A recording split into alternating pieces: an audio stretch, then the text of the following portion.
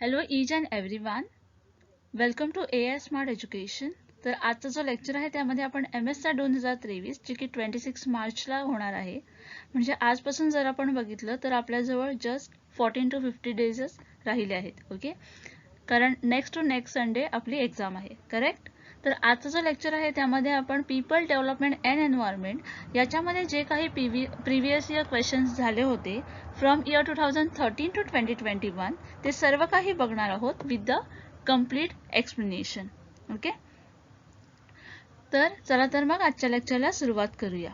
Okay, आणि हा lecture पूर्ण बघा जेणेकरून तुम्हाला आयडिया येईल की कशा प्रकारचे जे कन्सेप्ट आहेत ते रिपीट होत आहेत. ओके, आणि याच्यामध्ये मी ऑप्शन्सला पण एक्सप्लेनेशन प्रोव्हाइड केलं आहे. त्यामुळे जर तुम्ही हा लेक्चर बघितला ना तर तुम्हाला हा युनिट सेपरेटली स्टडी करण्याची गरज पण भासणार नाही आहे. ओके, त्यामुळे हा लेक्चर पूर्ण बघा. आणि जर तुम्हाला PDF हवा असेल या लेक्चरचा तर तुम्ही व्हॉट्सॲप ग्रुपला जॉईन होऊ शकता. तिथे तुम्हाला PDF जो आहे तो प्रोव्हाइड केला जाईल. Presence of E. coli in water is an indicator of dash contamination. So question जो आहे तो 2021च्या क्वेश्चन पेपरमध्ये विचारण्यात आला होता, जो की पीपल डेव्हलपमेंट अँड एन्व्हायरमेंट या युनिटमधून आहे. ओके, आणि क्वेश्चन जो आहे तो ई कोलायवर बेस आहे. ओके, सो या प्रश्नामध्ये तुम्हाला विचारलं आहे की presence of E coli in water म्हणजे पाण्यामध्ये समजा प्रेझेन्स ऑफ ई कोलाय असलं तर is an indicator of which type of given contamination. Okay, यासाठी पहिला जो ऑप्शन आहे तो आहे sewage, second one is oil, third one is pesticide and last आहे हार्बिसाइड. तर ई कोला हे जे आहे ते शॉर्ट फॉर्म आहे. आता शॉर्ट फॉर्म म्हटल्यावर त्याचं काहीतरी फुल फॉर्म तर असणारच, राईट. तर त्याचं जे फुल फॉर्म आहे ते आहे एशेरिया कोलाय. ओके, जे तुम्ही इथे बघू शकता त्याचं जे ॲब्रिव्हेशन आहे किंवा ॲब्रिव्हेटेड ते आहे E coli. So E. coli in the water is a strong indicator of sewage or animal waste contamination. Okay, आता इथे आपल्याला आन्सर तर समजलं आहे की सेवेज किंवा ॲनिमल वेस्ट कंटॅमिनेशन आहे. So sewage and animal waste can contain many type of diseases causing the organism. So E. coli are the bacteria found in the environment, food and intestine of people and animal. तर इकोला ही जी आहे ती काय आहे, bacteria आहे जी की आपल्याला बघायला मिळते एन्व्हायरमेंटमध्ये, फूडमध्ये किंवा इंटेस्टाइनमध्ये of animal and people. Okay, so E coli are the large and a diverse group of bacteria. फक्त आपल्याला इथे लक्षात ठेवायचं आहे की इकोला म्हणजे बॅक्टेरिया आहे आणि त्याचं जे फुल फॉर्म आहे ते पण तुम्हाला इथे लक्षात ठेवायचं आहे. ओके, समजा लक्षात राहत नसेल तर तुम्ही नोट डाऊन पण करून घेऊ शकता किंवा याचा जो PDF आहे तो तुम्हाला इमिजिएटली भेटेल आफ्टर द लेक्चर, जो की ग्रुपमध्ये भेटेल, व्हॉट्सॲप ग्रुपमध्ये, ज्याची की लिंक डिस्क्रिप्शन बॉक्समध्ये आहे जर तुम्ही अजून जॉईन झालेला नसाल तर. So E. coli is a type of a bacteria that normally lives in the intestine. It also found in the gut of some animals. So although the most strain of E. coli are harmless, some can make us सिक. जे most of the E. coli असतात ते काय असतात, harmless असतात, जे की harmful नसतात आपल्याला. Okay, but some can make us the sick. So some kind of a E coli can cause the diarrhoea while other cause the urine tract infection, respiratory illness or the anemia and other illness. Okay, जे थोडे जे इकोला आहे ते आपल्याला सिक करतात. कशा प्रकारे सिक करतात तर by making the toxin called Shiga. Okay, and this toxin damage the leaning of the intestine.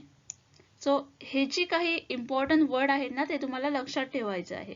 जसं की तुम्हाला फुल फॉर्म लक्षात ठेवायचं आहे. ई कोलाय म्हणजे काय तर ही एक बॅक्टेरिया आहे हे आपल्याला लक्षात ठेवायचं आहे.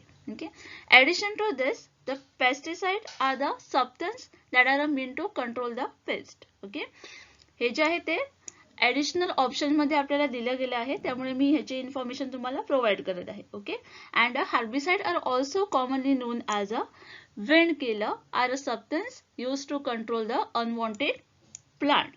Okay, hope you are understanding this things. So इथे करेक्ट जे आन्सर आहे ते आहे option number A. So presence of E. coli in the water is an indicator of sewage contamination. During daytime, noise pollution in residential area should not exist. Question जो आहे तो 2021च्या question पेपरमध्ये विचारण्यात आला होता आणि ज्यामध्ये तुम्हाला विचारलं होतं की ड्युरिंग डे टाइम म्हणजे दिवसा जे नॉइज पोल्युशन असतं ना रेसिडेंट एरियामध्ये त्याची जी लिमिट असते ती कितीपर्यंत असते. Okay, should not exist. आणि याच्यासाठी तुम्हाला काही ऑप्शन्स दिले गेले आहेत, ज्यामध्ये पहिला जो ऑप्शन आहे तो आहे 75 dB, सेकंड आहे 55 dB, थर्ड आहे 65 dB अँड लास्ट आहे 80 dB. Central pollution control board that is CPCB हे जे फुल फॉर्म आहे ते तुम्हाला लक्षात ठेवायचं आहे, कारण याच्यावर एखादा प्रश्न तुम्हाला विचारला जाऊ शकतो. कन्सेप्टवर किंवा लिमिटवर क्वेश्चन विचारला जाऊ शकतो. ओके, ज्यामध्ये तुम्हाला इंडस्ट्रियल एरियाचा लिमिट विचारला जातो किंवा रेसिडेन्शियल एरियाचा विचारला जातो. ओके, सो ह्याच्यासाठी कुठला जो बोर्ड आहे तो आपण यूज केला जातो, तर सेंट्रल पोल्युशन कंट्रोल बोर्ड जो आहे तो यूज केला जातो. Okay, as a purpose a new set of a fine between 1000 to rupees 1 lakh for those who violate the norms restricting the noise pollution under the Noise Pollution Regulation and Control Rule 2000. तर हा rule जो आहे तो कधी आला, तर in year 2000 मध्ये. Okay, का आला होता, तर जेणेकरून जो व्हॉइस आहे त्याच्यामध्ये काहीतरी लिमिट ठेवता येईल, त्याच्यासाठी काहीतरी रूल ठेवता येईल. ओके, आणि कंट्रोलमध्ये ठेवता येईल, त्यासाठी हा रूल जो आहे तो आला होता. So unremitting loud construction activity, loudspeaker at a function and a procession hawking at odd hour, all the contributor to a noise pollution and a violation under the law can thus one hold the pockets of those who violate the norms. Especially during ज्यावेळी new year वगैरे असतं त्यावेळी जो voice असतो तो खूप येतो, right, during night time, because everyone are waiting for the new year, and because of that we are celebrating by making a noise or by making a enjoyment, like we are using the loudspeaker and all, right? So because of that जे rules आहेत ते setup केलेले आहेत जेणेकरून त्या limit पर्यंत तो आपला जो नॉइज पोल्युशन असतो तो आपण करू शकतो. ओके, ती लिमिट जी आहे ती आपण एक्झिस्ट नाही करू शकत, जेणेकरून दुसऱ्याला पण त्रास नाही होता कामा. So the permissible noise level in India, the CPCB has laid down the permissible noise level in India for a different area. So the noise pollution rule has defined the acceptable level of a noise in a different zone for a both daytime and a night time. So daytime साठी आणि night time साठी दोघांसाठी different जी limit आहे ती set केलेली आहे. Okay, तर in residential area जी परमिसिबल लिमिट आहे ती 75 dB आहे for the day time. Day time मध्ये 75 dB असतो इंडस्ट्रियल एरियामध्ये, आणि नाईट टाइम जर बघितलं तर 70 dB असतो. And in commercial area is the 65 dB and 55 dB, and while in the residential area it is a 55 dB and 45 dB during the night time and during the day time and night time respectively. Okay, so जर समजा तुम्हाला एखादा प्रश्न industrial एरियावर आला किंवा commercial एरियावर आला तर तुम्हाला तो आन्सर करता आला पाहिजे, कारण इथे मी त्याचं एक्सप्लेनेशन ऑलरेडी प्रोव्हाइड केलं आहे. Okay, so therefore day time noise standard prescribe for the residential area in India is 55 dB. So इथे जे करेक्ट आन्सर आहे ते आहे option number B. During the day time noise pollution in the residential area should not exist 55 dB. To regulate and control the transboundary movement of hazard waste is known as. Question जो आहे तो 2021च्या question पेपरमध्ये विचारण्यात आला होता, ज्यामध्ये तुम्हाला विचारण्यात आलं होतं to regulate and to control the transboundary movement of the hazardous waste is known as given which of the following. ज्यासाठी पहिला जो ऑप्शन आहे तो आहे बेझल कन्व्हेन्शन, सेकंड आहे CITES, थर्ड आहे Ramsar Convention, and last आहे Wetland Convention. The overarching objective of Basel Convention is to protect the human health and the environmental against the adverse effect of hazardous waste. म्हणजे जो बेझल convention आहे ना त्याचा जो main objective काय आहे तर प्रोटेक्ट करणं. काय प्रोटेक्ट करणं तर human health and environmental against the adverse effect of hazardous waste. Okay, so its scope for the application cover the wide range of waste defined as a hazardous waste based on their origin or a composition and their characteristic, as well as a two type of waste defined as a other waste is the household waste and the incinerator ash. Okay, so aim and a provision. The provision of a convention center around the following principal aim. So first one is the reduction of a hazardous waste generation and the promotion environmentally sound management of hazardous waste whenever the place of disposal. Okay, second one is the restriction of transboundary movement of a hazardous waste except where it is prescribed to be accordance with the principle of environmentally sound management. And the last one is the regulatory system applies to the cases where the transboundary movement are permissible. Okay, हे तुम्ही read करू शकता, note down पण करू शकता तुमच्या understanding साठी. Okay, so इथे जे करेक्ट आन्सर येईल ते येईल option number A. To regulate and control the transboundary movement of hazardous waste is known as Basel Convention. There are number of acts in India to prevent and control the pollution. So one of the following act is known as Comprehensive Umbrella Act. So या question मध्ये असं विचारण्यात आलं आहे की इंडियामध्ये जर आपण बघितलं तर there are so many act, right, जे की प्रिव्हेंट करतात किंवा कंट्रोल करतात पोल्युशनला. खाली दिलेल्यापैकी कुठला एक जो आहे जो की कम्प्रेहेन्सिव्ह किंवा अम्ब्रेला ऍक्ट आहे. ओके, ज्याला आपण कम्प्रेहेन्सिव्ह किंवा अम्ब्रेला ऍक्ट असं म्हणतो. तर हा जो क्वेश्चन आहे तो 2021च्या क्वेश्चन पेपर मध्ये विचारण्यात आला होता आणि खूपच इम्पॉर्टंट असा क्वेश्चन आहे कारण याच्यावर एखादा प्रश्न विचारला जाऊ शकतो अम्ब्रेला ऍक्ट वर. Okay, most of the time comprehensive हा वर्ड यूज नाही करत, अम्ब्रेला ऍक्ट जो आहे तो वर्ड जो आहे तो यूज केला जातो. त्यामुळे हा जो आहे तो जरा लक्षात ठेवा. यासाठी पहिला जो ऑप्शन आहे तो आहे एअर पोल्युशन ऍक्ट, सेकंड आहे वॉटर पोल्युशन ऍक्ट, थर्ड आहे एन्व्हायरमेंट और प्रोटेक्शन ऍक्ट अँड लास्ट आहे liability act. Environmental protection act 1986. इथे आपल्याला जे इयर आहे ते पण लक्षात ठेवायचं आहे कारण समजा एखादा प्रश्न आला की एन्व्हायरमेंटल प्रोटेक्शन ऍक्ट जे आहे ते कधी आलं तर तुम्हाला माहिती असलं पाहिजे की ते 1986 मध्ये आलं होतं. Okay, so it is also known as umbrella act. जो एन्व्हायरमेंटल प्रोटेक्शन ऍक्ट आहे त्यालाच अम्ब्रेला ऍक्ट असं म्हटलं जातं because it provide the framework to the central government in order to make the coordination between different states as well as a central authority using a different act like a water pollution act etc. Okay, so इथे आपण थोडे की point बघूया environmental protection act चे.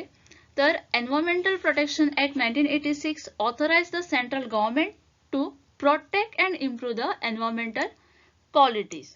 Okay, हे जे आहे ते ऑथराइज करतं सेंट्रल गव्हर्नमेंटला काय करण्यासाठी तर टू प्रोटेक्ट करण्यासाठी आणि इम्प्रूव्ह करण्यासाठी environmental qualities, control and reduce the pollution from all the sources and prohibit or restrict the setting or operation of any industrial facilities on the environmental ground. Okay, so in the wake of a Bhopal gas tragedy or a Bhopal disaster, the government of India enacted the Environmental Protection Act 1986 under Article 253 of the Constitution. हे पण तुम्हाला लक्षात ठेवायचं आहे कारण प्रश्न समजा आला भोपाल गॅस ट्रॅजेडीवर तर तुम्हाला त्याच्याबद्दल माहिती असणं खूप गरजेचं आहे. ओके, आणि हा जो आहे तो पण इम्पॉर्टंट पॉइंट आहे कारण एखादा प्रश्न इथे आपल्याला बघायला भेटू शकतो एक्झामला. The environment rules lay down the procedure for setting the standard of emission or discharge of a environment pollutant.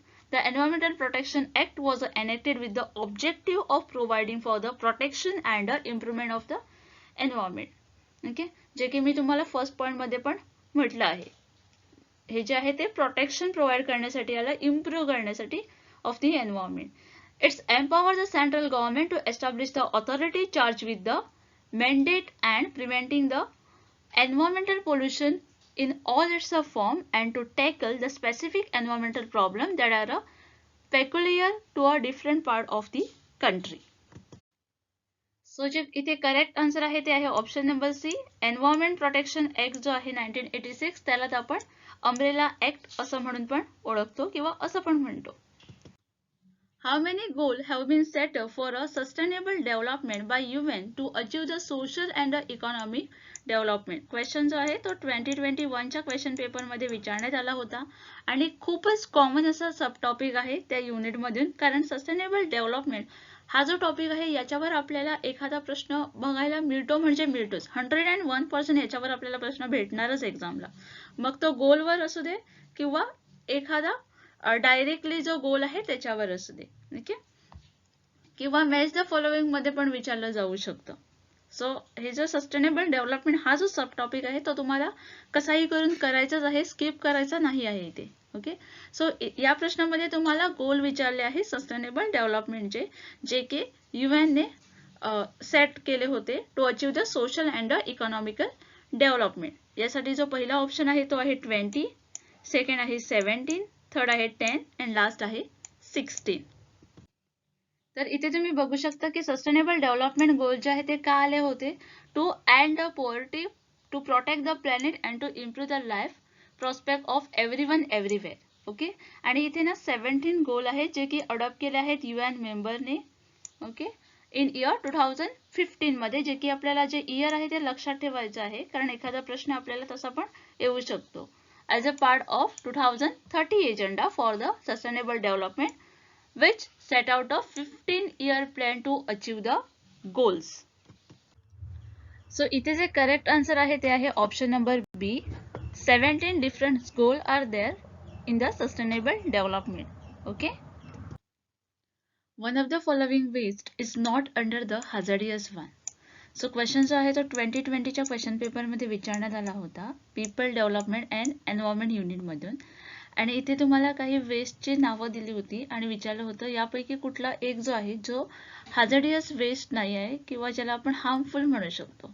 Okay, त्याच्यासाठी पहिला जो ऑप्शन आहे तो आहे ॲग्रिकल्चर रिसाईड, सेकंड आहे केमिकल, थर्ड आहे पेंट अँड लास्ट वन आहे electroplating waste.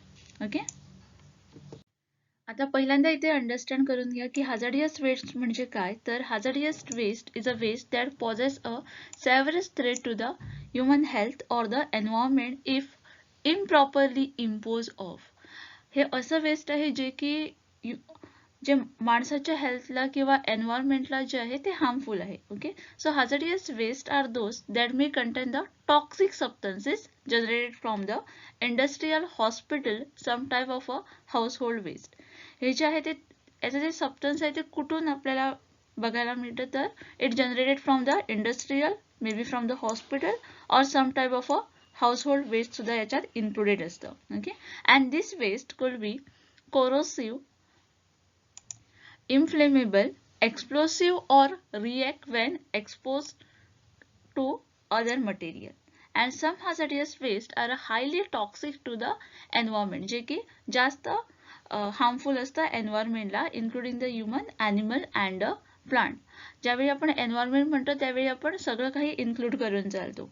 And any pesticide, chemical, herbicide, plant, paints, industrial sewage, fluorescent light bulb, mercury containing the batteries are classified as a hazardous waste. Okay, and so the medical waste products such as a cultural, human tissues, contaminated gloves, sharp and so forth.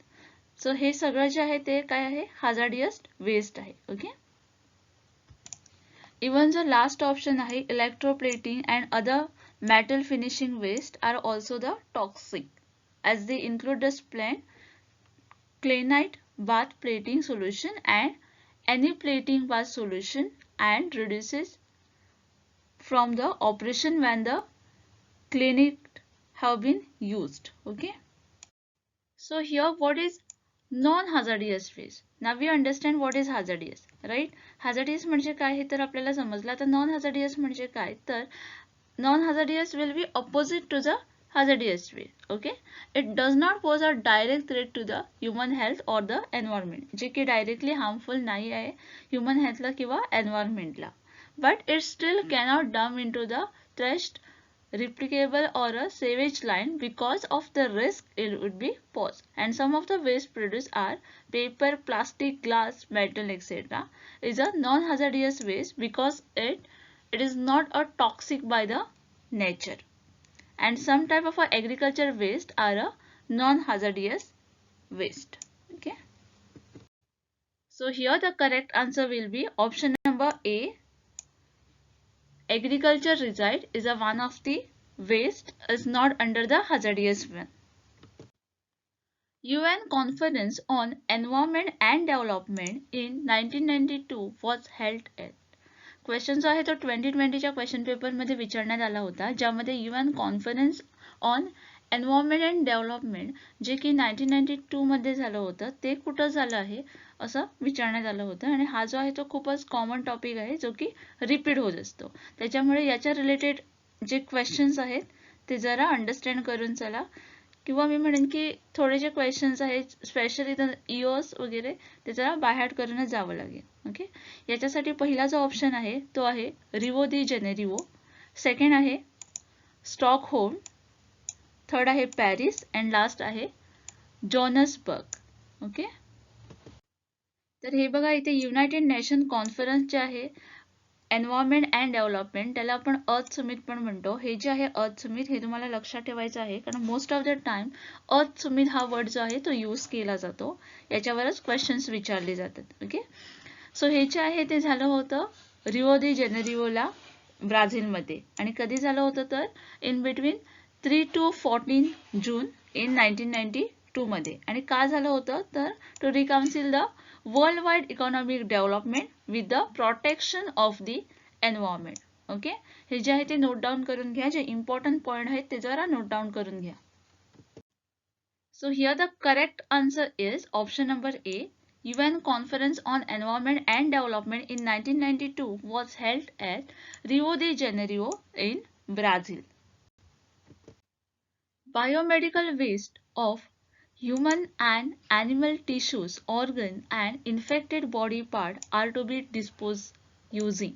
Question जो आहे तो 2020च्या question पेपरमध्ये विचारण्यात आला होता, ज्यामध्ये तुम्हाला विचारण्यात आलं होतं की जे बायोमेडिकल वेस्ट आहे from the human animal tissues, organ and infected body पार्टचं ते कशा प्रकारे डिस्पोज केलं जातं, त्यासाठी कुठली जी प्रोसेस आहे ती यूज केली जाते. त्यासाठी ऑप्शन्स दिले आहेत, ज्यामध्ये पहिला जो ऑप्शन आहे तो आहे ऑटोकेविंग, सेकंड आहे मायक्रोवेव्ह, देन आहे कंपोस्टिंग अँड लास्ट आहे इन्सिनरेशन.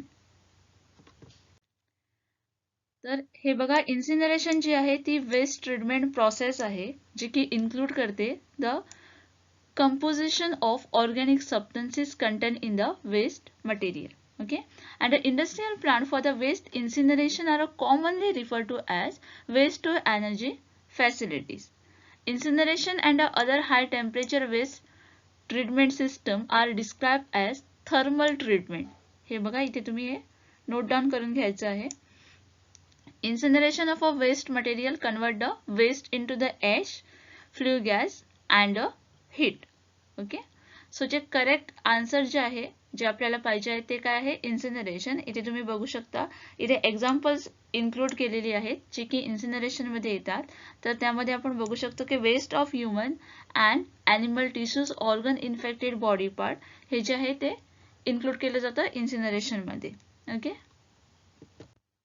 So biomedical waste of a human and animal tissues, organ and infected body part are to be disposed using the incineration. So the correct answer is option number D. Landslide hazards are common in the hilly region due to. So question जो आहे तो 2020च्या question पेपरमध्ये विचारण्यात आला होता, ज्यामध्ये तुम्हाला विचारलं होतं की लँडस्लाइड हॅझार्ड्स जे आहेत जे कॉमन आहेत इन हिली रिजन का. तर यासाठी पहिला जो ऑप्शन आहे तो आहे लॉस ऑफ व्हेजिटेशन, सेकंड आहे लॉस ऑफ सॉइल, थर्ड आहे cutting of hill slope and last आहे ऑल ऑफ दी अबाव. आता इथे लँडस्लाइड म्हणजे काय तर लँडस्लाइड म्हणजे movement of mass of a rock, debris or a earth down to the slope. And a landslide are a type of mass wasting which denote any downslope movement of a soil or the rock under the direct influence of the gravity. And the term landslide emphasizes the 5 mode of a slope movement, that is a fall, topples, slide, spread and flow. हे जे आहेत ते 5 different movement आहेत landslideचे. And these are the further subdivided by the types of the geological materials, that is a bedrock, debris or the earth, and this debris flow is commonly referred to as a mud flow or a mud slide. Okay, मातीचा flow होणे. And a rock fall are the example of the common landslide type. So here the correct answer will be option number D, that is all of the above. The landslide hazard are common in the hilly region due to the all of the above, that is loss of vegetation, loss of soil and cutting of hill slopes. International Solar Alliance was established to promote the solar energy. Its headquarter is established at. Question जो आहे तो 2020च्या question पेपरमध्ये विचारण्यात आला होता, ज्यामध्ये तुम्हाला international solar alliance बद्दल विचारण्यात आलं होतं. हे जे आहे ते एस्टॅब्लिश केलं आहे प्रमोट करण्यासाठी सोलर एनर्जीला. याचे जे हेडक्वार्टर आहे ते कुठे आहे. ओके, तर हा जो आहे तो खूपच कॉमन क्वेश्चन आहे, कारण याच्यावर क्वेश्चन जे आहे ते रिपीट होत असतात. यासाठी पहिला जो ऑप्शन आहे तो आहे ग्वाल पहारी गुरुगाव, सेकंड आहे बेंगलुरू, थर्ड आहे दुबई and last आहे Nairobi.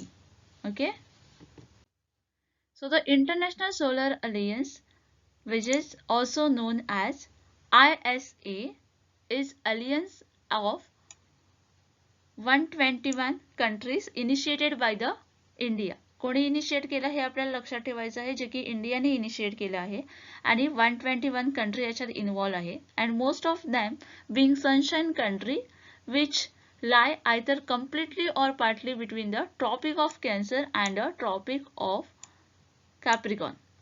So the primary objective of Alliance is to work for efficient consumption of solar energy to reduce the dependence on the fossil fuel. हे जे आहे तर काय आहे मेन ऑब्जेक्टिव्ह आहे.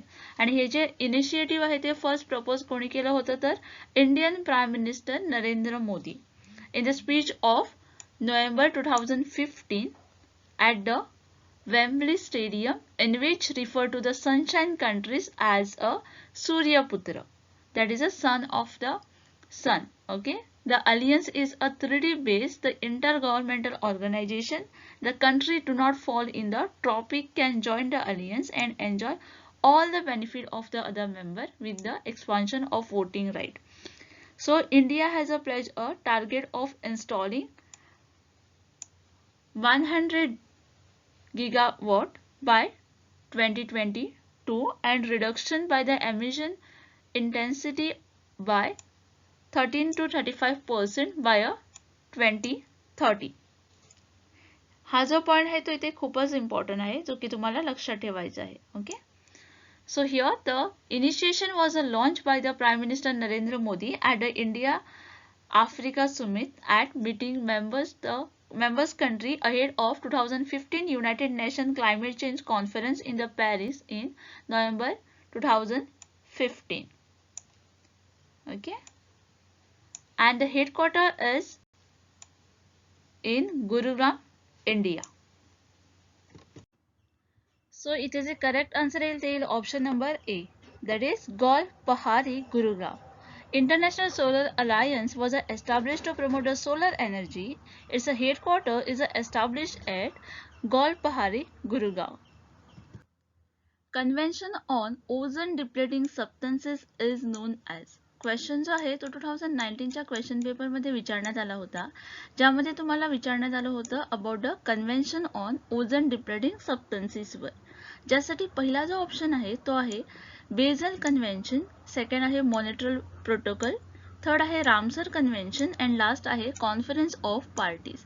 आता हे जो ऑप्शन्स आहेत ना ते खूपच इम्पॉर्टंट आहेत, कारण प्रत्येक एक्झामला जर तुम्ही प्रिव्हियस इयरचे क्वेश्चन्स पेपर पण बघितले तर हे जे ऑप्शन्स आहेत त्याच्यावर तुम्हाला एखादा प्रश्न भेटणार म्हणजे भेटणारच 110%. ओके, त्यामुळे जे ऑप्शन्स आहेत ते जरा अंडरस्टँड करून घ्या, त्याचबरोबर जो प्रश्न आहे तो पण जरा समजून घ्या, त्यावरनच तुम्हाला आन्सर द्यायला समजेल. ओके, तर हे बघा, depletion of ozone layer is a matter of concern world wide and international convention was held in विना ऑन मार्च 22 इन 1985. तर हे इंटरनॅशनल कन्व्हेन्शन जे आहे ना ते कुठं झालं होतं तर विना येथे झालं होतं ऑन 22 मार्चला 1985 मध्ये and which lead to the international agreement. आता हे इंटरनॅशनल अग्रीमेंट कधी झालं तर 1987 मध्ये which is known as the Montreal protocol. Okay, on the substances that deplete the ozone layer. इथे आपल्याला करेक्ट आन्सर जे आहे क्वेश्चन साठी ते इथे समजलं आहे which is a Montreal protocol. Okay, जे एक्स्ट्रा इन्फॉर्मेशन आहे अबाउट दिस ती इथे मी तुम्हाला लिहून दिलीच आहे, जे की तुम्ही बघू शकता, नोट डाऊन पण करू शकता आणि याचा जो PDF आहे तो तुम्हाला व्हॉट्सअप ग्रुपमध्ये भेटेलच. ओके, तर हे बघा, राहिलेले जे ऑप्शन्स आहेत ना त्याच्याबद्दल पण थोडी इन्फॉर्मेशन मी इथे प्रोव्हाइड केली आहे.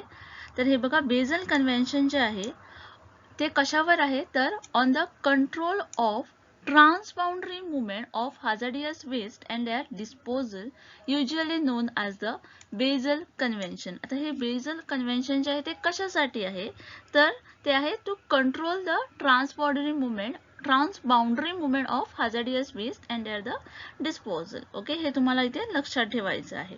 Okay, then there is Ramsar convention. Ramsar convention कशासाठी आहे तर on wetland of international importance specially as a water flow habitat is an international treaty for the convention and sustainable use of the wetland. तर Ramsar जे आहे ते wetland साठी आहे. ज्यावेळी वेटलँड हा ज्यावेळी शब्द तुम्ही बघाल त्यावेळी तुम्हाला लक्षात आलं पाहिजे की हे जे आहे ते रामसर कन्व्हेन्शनच आहे. ओके, त्यानंतर आहे conference of party is a supreme decision making body of the convention. ही जी आहे ती काय आहे तर सुप्रीम डिसिजन मेकिंग बॉडी आहे of the convention. Okay, extra information तुम्ही रीड करू शकता किंवा नोट डाऊन पण करू शकता, पण एकदा रीड करून घ्याच. ओके, सो आन्सर तुम्हाला माहितच आहे. आन्सर जे आहे ते आहे option number B. Convention on ozone depleting substances is known as Montreal protocol. Unit use to measure noise level is. Question जो आहे तो 2019च्या क्वेश्चन पेपरमध्ये विचारण्यात आला होता. आता इथे तुम्हाला काही ऑप्शन्स दिले गेले आहेत आणि विचारलं आहे की याच्यामधला कुठला एक जो आहे जो आपण यूज करतो नॉइस लेवल मेजर करण्यासाठी. ओके, ज्यासाठी पहिला जो ऑप्शन आहे तो आहे जॉल, सेकंड आहे PPM, थर्ड आहे बीट अँड लास्ट आहे DB.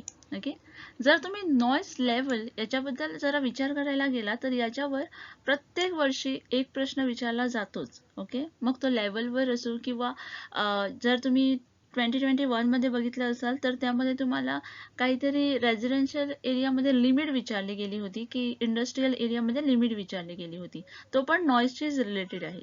ओके, तर जी नॉइज लेवल आहे ना ती मेजर करण्यासाठी आपण काय यूज करतो तर decibels. Okay, that is the DB. याचा शॉर्ट फॉर्म काय आहे तर DB आहे. ओके, आता ही जी आहे ती कोणाच्या नावावरनं आली आहे तर name in the honour of Alexander Graham Bell. तो जो आहे तो काय आहे तर इन्व्हेंटर आहे ऑफ बोथ टेलिफोन अँड ऑडिओमीटरचा. Okay, and an audiometer is a device that measure how well the person can hear certain sound. आता ऑडिओमीटर जे आहे त्याचं पण इन्फॉर्मेशन मी इथे तुम्हाला प्रोव्हाइड केली आहे. हा जो आहे तो एक डिव्हाइस आहे जी की मेजर करते एखादा पर्सन जो आहे तो how well he can hear. Okay, जे राहिलेले जे ऑप्शन्स आहेत त्याची पण इन्फॉर्मेशन मी इथे तुम्हाला प्रोव्हाइड केली आहे. तर PPM जो आहे त्याचा जर फुल फॉर्म बघायला गेलो तर काय आहे तर पार्ट्स पर मिलियन.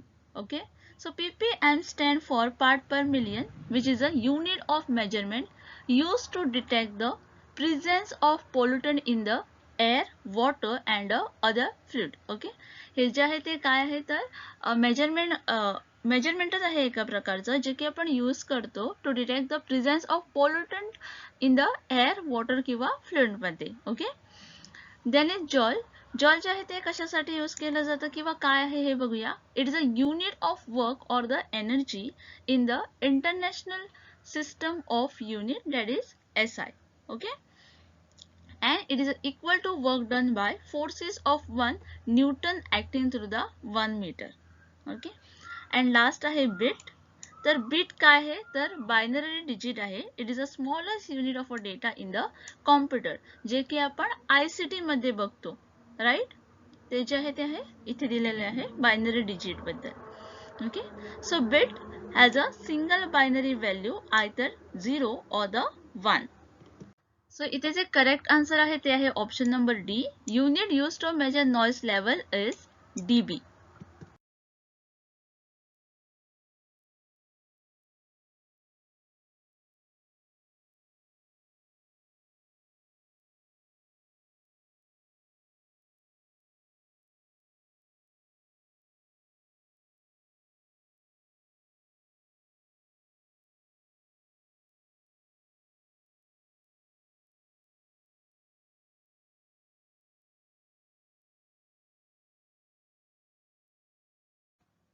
तर इथे तुम्ही बघू शकता की national action plan on a climate change which is also known as NAPCC. असं समजा तुम्हाला फुल फॉर्म विचारण्यात आलं तर तुम्हाला माहिती असलं पाहिजे त्याचं जे फुल फॉर्म आहे ते काय आहे तर national action plan on climate change आहे. ओके, जे की लॉन्च केलं होतं by prime minister council on climate change आणि कधी झालं तर 2008 मध्ये झालं. हा एक खूपच इम्पॉर्टंट असा टॉपिक आहे ज्याच्यावर आपल्याला प्रश्न बघायला भेटू शकतो. Okay, and it was implemented by government to support domestic action for adoption and mitigation. It emphasizes the range of measure and it focuses on the 8 mission. आता याच्यामध्ये आपल्याला 8 डिफरंट मिशन बघायला भेटणार. आता हे जे मिशन आहेत ते कुठले कुठले मिशन आहेत तर यामध्ये पहिला जो आहे तो आहे नॅशनल सोलर मिशन, सेकंड आहे national mission for enhance energy efficiency, third आहे नॅशनल वॉटर मिशन, फोर्थ आहे national mission for sustaining the Himalayan ecosystem, fifth one आहे national mission on sustainable habitat and sixth one आहे national mission for sustainable agriculture, seventh one आहे national mission for green house. हा जो आहे तोच आपल्या ऑप्शनमध्ये पण दिला गेलेला आहे. तर याची जी इन्फॉर्मेशन आहे ती थोडी जरा रीड करूया. याची जी एम आहे ती काय आहे तर M at afforestation of 6 million hectare of degraded forest land, expanding forest over a 20 to 33% of Indian territory. याच्यामध्ये आपण जो फॉरेस्ट एरिया आहे त्याला एक्सपांड करण्याचे इथे बोललं गेलं आहे, जे की 23 to 33% मध्ये एक्सपांड करायची आहे and was included on 24 February 2010 मध्ये हे जे आहे ते इन्क्लूड झालं आहे हे mission. Okay, and it objective to respond the climate change by combination of adoption and mitigation measure. It aimed at protecting, restoring and enhancing India diminishing forest cover, and it is one of the main objective to enhance the annual CO2 sequestration by 50 to 60 million ton by 2020. Okay, and last जो mission आहे तो काय आहे तर national mission on strategic knowledge for a climate change. सगळे जे mission आहे त्यांची काही ना काही इन्फॉर्मेशन जी आहे ती मी ऑलरेडी स्लाइडमध्ये दिलेली आहे, जी की तुम्हाला PDF थ्रू पण भेटेल. तुम्हाला रीड करायची आहे तर एकदा रीड करून घ्या, जर समजा तुम्हाला कन्सेप्ट जो आहे तो क्लिअर करायचा आहे तर. आणि हा जो कन्सेप्ट आहे तो खूपच इम्पॉर्टंट आहे, त्यामुळे कन्सेप्ट एकदा क्लिअर करून घ्या तुमच्या स्वतःच्या माइंडमध्ये, कारण एखादा प्रश्न समजा विचारला गेला तर तुम्हाला तो आन्सर करता पण आला पाहिजे, right.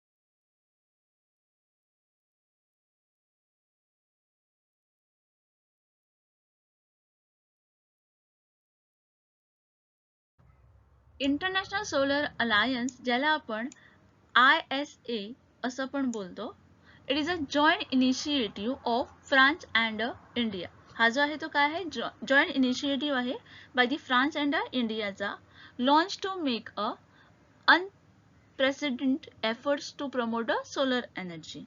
And this initiative was first proposed by Indian Prime Minister Narendra Modi. तर इथेच आपल्याला आन्सर पण भेटला आहे. हा जो आहे तो फर्स्ट कोणी प्रपोज केला होता तर इंडियन प्राइम मिनिस्टर नरेंद्र मोदींनी इन द स्पीच नोव्हेंबर 2015. कधी केला होता तर नोव्हेंबर 2015 मध्ये. Okay, Wembley Stadium, United Kingdom, in which he referred to Sunshine Country as a Suryaputra, the son of sun. Okay, हे तुम्हाला लक्षात ठेवायचं आहे इथे.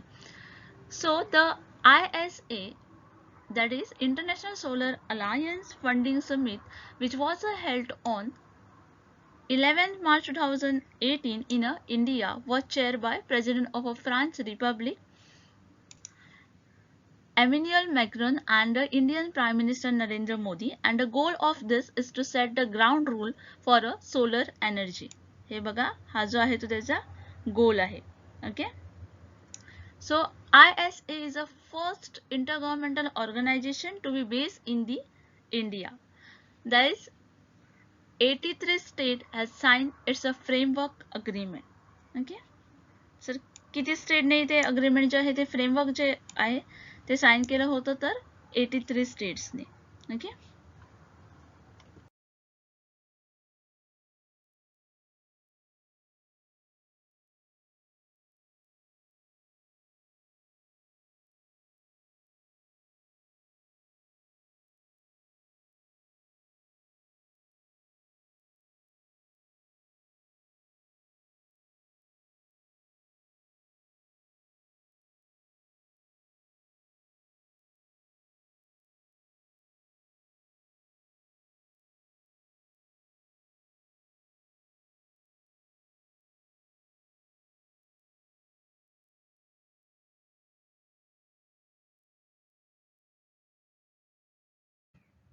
so here the biomagnification is also known as bioamplification or a biological magnification, and it is a concentration of a toxin such as a pesticides in the tissues of a tolerant organism that successively higher level in the food chain.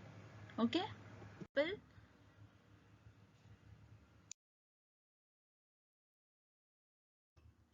it is a correct answer येईल option number C. Okay, that is biomagnification. Bhopal disaster is cause due to. Question जो आहे तो 2017च्या question paper मध्ये विचारण्यात आला होता, ज्यामध्ये तुम्हाला भोपाळ डिझास्टर बद्दल किंवा भोपाळ दुर्घटना जी झाली होती त्याबद्दल विचारण्यात आलं होतं. यामागचं जे मुख्य कारण आहे ते काय होतं. तर यासाठी पहिला जो ऑप्शन आहे तो आहे मिथेल आयझोसायनेट, सेकंड आहे इथेल आयझोसायनेट, थर्ड आहे सोडियम सायनेट अँड लास्ट आहे पोटॅशियम सायनेट. ओके, तर हे बघा, जर आपण याचं एक्सप्लेनेशन बघायला गेलो तर जे भोपाळ डिझास्टर आहे, जी भोपाळची दुर्घटना आहे, त्याला आपण भोपाळ गॅस ट्रॅजेडी असं पण म्हणतो, जी की अकर झाली होती ऑन 2 डिसेंबरला झाली होती, 2 डिसेंबरला झाली होती 1984 मध्ये at the union carbide India limited, that is a UCIL. Okay, preside plant in the Bhopal. कुठे झाली होती तर आपल्याला माहितच आहे, भोपाळमध्ये झाली होती, मध्य प्रदेशला, इंडियामध्ये.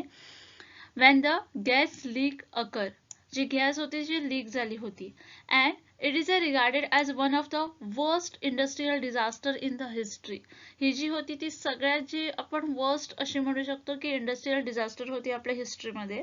ओके, आता ही का झाली होती तर मिथॉल आयझोसायनेट म्हणजे MIC gas was inhaled by over the 5 lakh people and being toxic in the nature proved to be a hazardous for the innocent life. Okay, याच्या मागचं जे मुख्य कारण होतं ते होतं methyl आयझोसायनेट. Okay, the organic component methyl isocyanate has been muscular formula.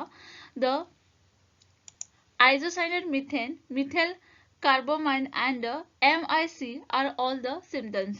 Okay, आता या मागलं आपलं मुख्य जे कारण आहे ते आपल्याला माहिती पडलं आहे. बाकीची इन्फॉर्मेशन आहे, रिमेनिंग इन्फॉर्मेशन ती तुम्ही रीड करू शकता आणि नोट डाऊन पण करू शकता. जर समजा तुम्हाला नोट डाऊन करायची नसेल तर एकदा रीड करून घ्याच, कारण आपल्याला माहिती असणं खूप गरजेचं असतं. एखादा कन्सेप्ट आपल्याला क्लिअर असणं खूप गरजेचं असतं, कारण सेम जो क्वेश्चन आहे तोच क्वेश्चन येणार असं नाही, पण याच्यावर क्वेश्चन येऊ शकतो, याचे आपण चान्सेस इथे घेऊ शकतो. ओके, त्यामुळे जरा रीड करून घ्या, सो दॅट जो कन्सेप्ट आहे तो क्लिअर होऊन जाईल. तर हे बघा, भोपाळ डिझास्टर मागचं जे मुख्य कारण आहे ते आहे methyl isocyanate. So option A जो इथे आहे तो करेक्ट येईल. Okay, which of the following is not a waterborne diseases. इथे तुम्हाला काही डिसीजेसची नावं दिली आहेत आणि विचारलं आहे की यापैकी कुठला जो आहे तो की वॉटरबोर्न डिसीजेस नाही आहे. ओके, नाही आहे असं विचारण्यात आलं आहे. ओके, आता वॉटरबोर्न डिसीजेस हा जो कन्सेप्ट आहे ना तो खूपच कॉमन आहे या युनिटमध्ये, कारण एखादा प्रश्न आपल्याला याच्यावर बघायला भेटतोच. ओके, हा जो क्वेश्चन आहे तो 2017च्या क्वेश्चन पेपरमध्ये विचारण्यात आला होता, ज्यासाठी पहिला जो ऑप्शन आहे तो आहे टायफॉइड, सेकंड आहे हिपॅटाइट, थर्ड आहे कॉलेरा अँड लास्ट आहे डेंग्यू.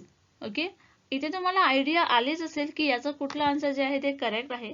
तरी पण आपण एक्सप्लेनेशन जो पार्ट आहे तो बघून घेऊया, कारण एखाद्याला समजलं नसेल तर त्याला पण तो कन्सेप्ट क्लिअर होऊन जाईल. ओके, आता वॉटरबोर्न डिसीज जे आहे ते कशामुळे होतात किंवा याच्या मागचं मुख्य जे कारण आहे ते काय आहे, तर it is one cause by the pathogenic microbe spread by contaminated water.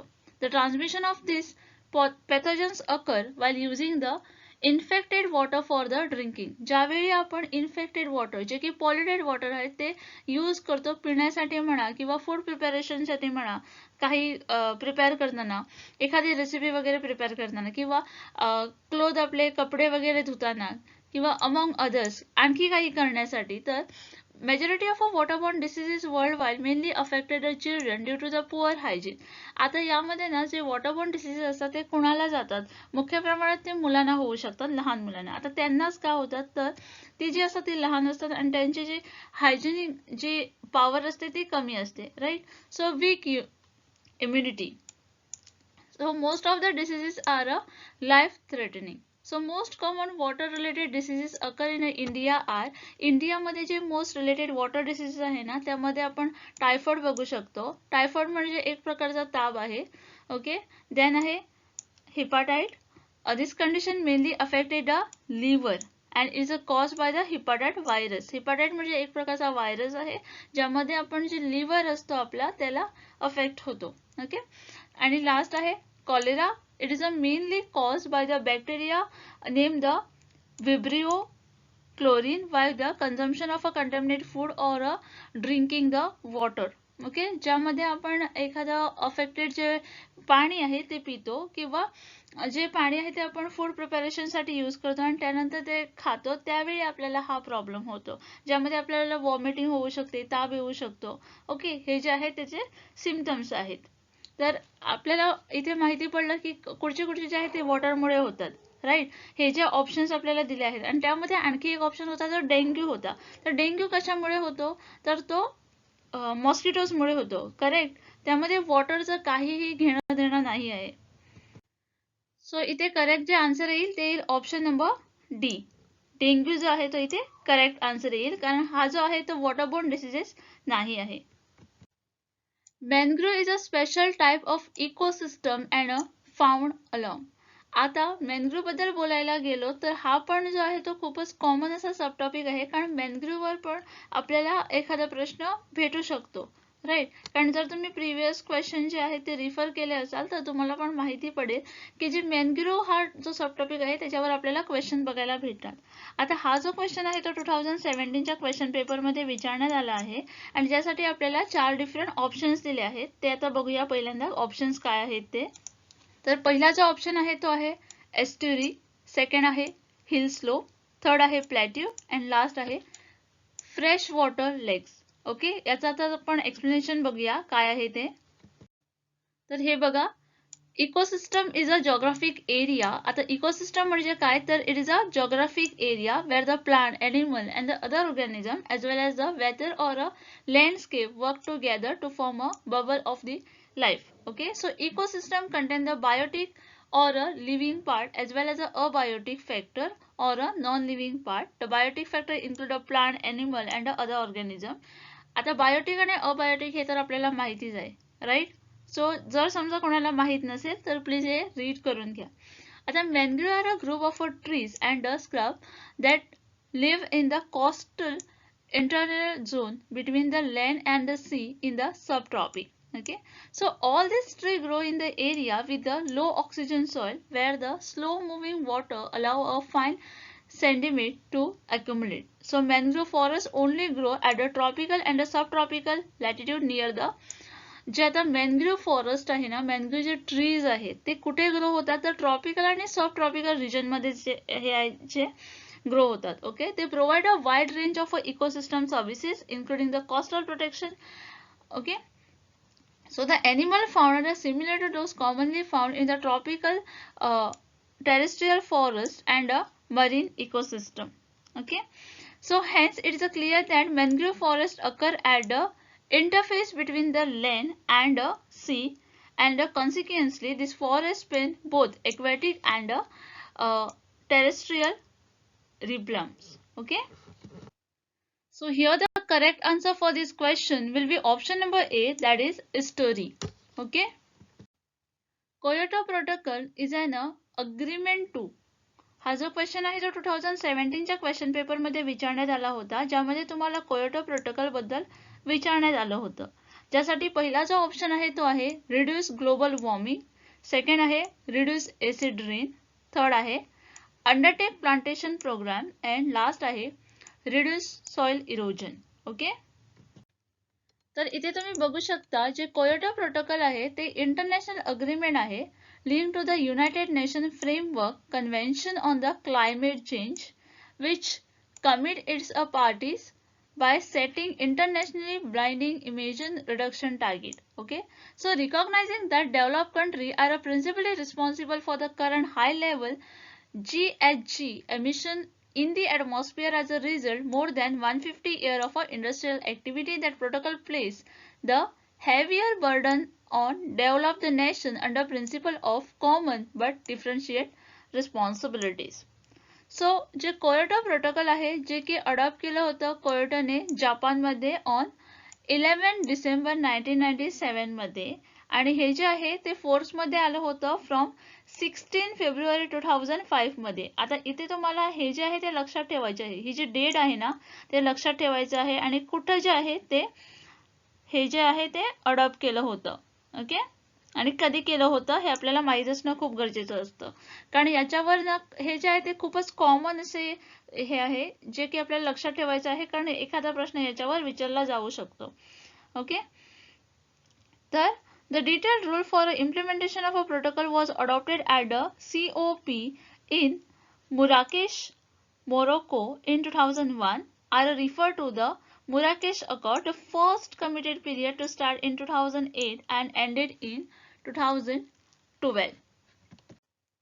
So Kyoto Protocol is an agreement to reduce the global warming. Global warming चे आन्सर आहे ते इथे करेक्ट येईल. Okay, water resources is a key for the dispute between states. Kaveri dispute is between. आता question जो आहे तो 2017 च्या क्वेश्चन पेपर मध्ये विचारण्यात आला होता.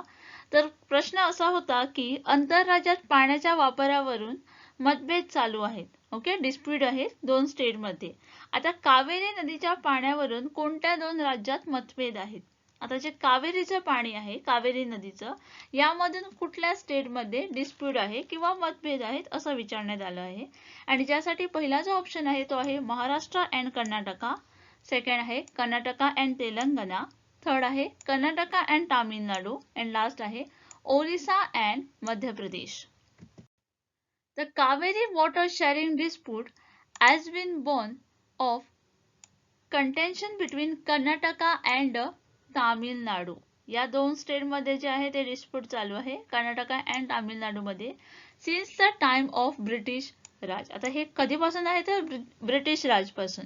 So many of the districts in both the states are depend on Kaveri for the irrigation, while the city of Bangalore get its water from the river. Okay, so the Kaveri issues are, the Kaveri is a perennial river that originate in the Karnataka and flows through the Tamil Nadu in the Pondicherry. आता याचे जे origin आहे ते कुठे आहे तर कर्नाटकामध्ये आहे, जे की flow होतं from the Tamil Nadu to the Pondicherry. It's a merger with the Bay of Bengal. So it is a Tamil Nadu only the perennial river that currently the source of our 70% of a canal irrigation that supply water to the state agriculture land. So the number of a district in the central and the western Tamil Nadu as well as a part of a Madurai and Ramanathanpuram has come to depend on the Kaveri for drinking water as well.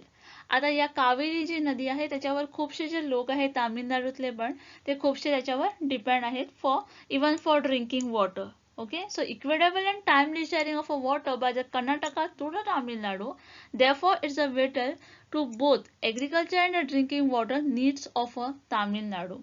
For a decade, the two states have found over the timeless the frequency and the quantity of a water that each is entitled to, and this issue has also been a equilateral issue at a means of a polarizing and the two states against each other. So on 16 February 2018, here you can see the date, a special bench of a Chief Justice of India, Deepak Mishra, delivered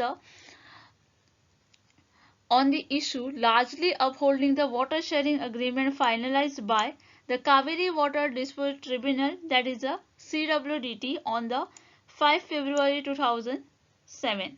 Okay, so an important change of CWDT arrangement was that the Supreme Court awarded an additional 14.75 TMCFTA, that is 1000 million cubic feet, to the Karnataka, keeping in mind the growing drinking water needs of Bangalore, which is said had been attained the global city status. So the Tamil Nadu share therefore brought down the 177.25 thousand million cubic feet from the earlier 192,000 million cubic feet. The court further directed the Tamil Nadu to tap into the 10,000 million cubic feet of groundwater, roughly half of the existing stock of an empirical 20,000 million cubic feet water. Okay. So this is all about the Kaveri issue, how the issues is going on between the Karnataka and the Tamil Nadu state. Okay, this is not that important, but you have to remember that the dispute is between the Karnataka and the Tamil Nadu. Okay.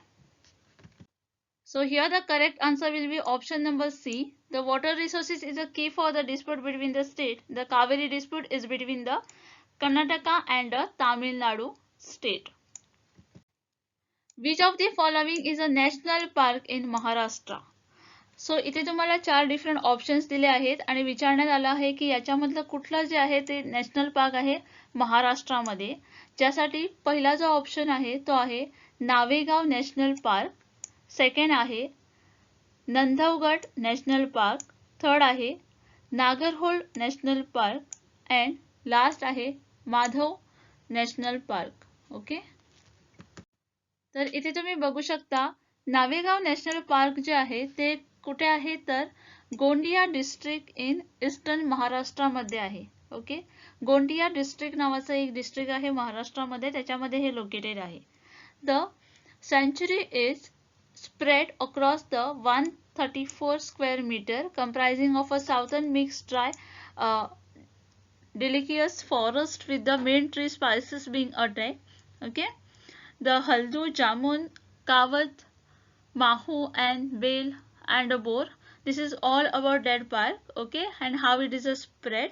So the Navegaon National Park is a home to Dr. Salim Ali Bird Sanctuary, which is a contain almost the 60% of avian species found in the state. Okay, so this is all about the Navegaon National Park, and the remaining options, in which the second option was the Bandhavgarh National Park. So it is a wildlife sanctuary of Indian state, which is present in the Madhya Pradesh. The national park is situated is a 197 kilometer away from the northeast of Jabalpur. Okay, then is a Nagarhole National Park is also known as a Rajiv Gandhi National Park. If somebody asks you about the Nagarhole National Park, so जे दुसरं नाव आहे Nagarhole national पार्कला ते आहे Rajiv Gandhi national park, जे की located आहे in the district of the Karnataka, namely the Mysore. Okay, and Kodagu. And the last one is a Madhav National Park. Madhav National Park is situated in the Shivpuri district in the Madhya Pradesh. Okay, and it is a part of a Upper Vidyalayan Hill. So the park was a hunting ground of a Mughal Empire and a Maharaja of the Gwalior. Okay, this is all about the remaining option which you have to understand. Okay, so the correct answer is option number A, that is Navegaon National Park. A part of large quantity of fly ash produced in the thermal power plant is used for. Question जो आहे तो 2016च्या question पेपरमध्ये विचारण्यात आला होता, ज्यामध्ये तुम्हाला विचारण्यात आलं होतं की लार्ज क्वांटिटी फ्लाय ॲश आहे जे की प्रोड्यूस होतं थर्मल पॉवर प्लांटमध्ये, ते कशासाठी यूज केलं जातं. ओके, त्यासाठी पहिला जो ऑप्शन आहे तो आहे सॉइल कंटेनर, सेकंड आहे मेकिंग ब्रिक्स, थर्ड आहे रोड मेकिंग, अँड लास्ट आहे burning. Okay, so first thing जी तुम्हाला अंडरस्टँड करायची आहे ती म्हणजे फ्लाय ॲश म्हणजे काय, तर इथे तुम्ही डेफिनेशन बघू शकता. The ash produce in a small dark flake by burning the power coal और other material and carried out in to the air. Okay, हे काय झालं, डेफिनेशन झालं. आता डेफिनेशन जे आहे हे फक्त तुमच्यासाठी आहे, हे फक्त तुम्हाला लक्षात ठेवायचं आहे. ओके, कारण याच्यावर एखादा प्रश्न येईल असे काही चान्सेस नसतात. ओके, पण माहितीसाठी गरजेचं आहे की आपल्याला माहित असलं पाहिजे कन्सेप्ट काय आहे तो. So here the properties are fly ash is pozzolanic material that is use as replacement of for the cement. Okay, जे रिप्लेसमेंट साठी यूज केलं जातं कशाच्या, तर सिमेंटच्या. And it also act as replacement of sand, जी रेती आपण यूज करतो त्यासाठी पण रिप्लेस केलं जातं. when the sand is a construct is replaced by 10% of fly ash and concrete strength increase and make the concrete ecological.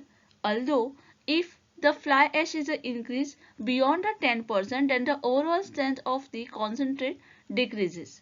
Okay, ही जी प्रॉपर्टी आहे ती तुम्हाला फक्त अंडरस्टँड करून घ्यायची आहे. Okay, so the fly ash is a replacement for the cement, provided a large strength for the concrete. आता मी असं म्हटलं होतं की रिप्लेसमेंट साठी यूज केलं जातं सिमेंटच्या किंवा सँडच्या. ओके, त्यामुळे जे करेक्ट आन्सर येईल ते येईल option number C, for the road making. Okay, a part of a large quantity of a fly ash produce in the thermal power plant is a use for the road making. यामध्ये मी fly ॲशचे जे uses आहेत ते पण already दिले आहेत मागच्या स्लाइडमध्ये, जे की मी एक्सप्लेन नाही केले, पण तुम्ही जरा ते रीड करून घ्या तुमच्या अंडरस्टँडिंगसाठी. Okay, world environment day is celebrated every year on.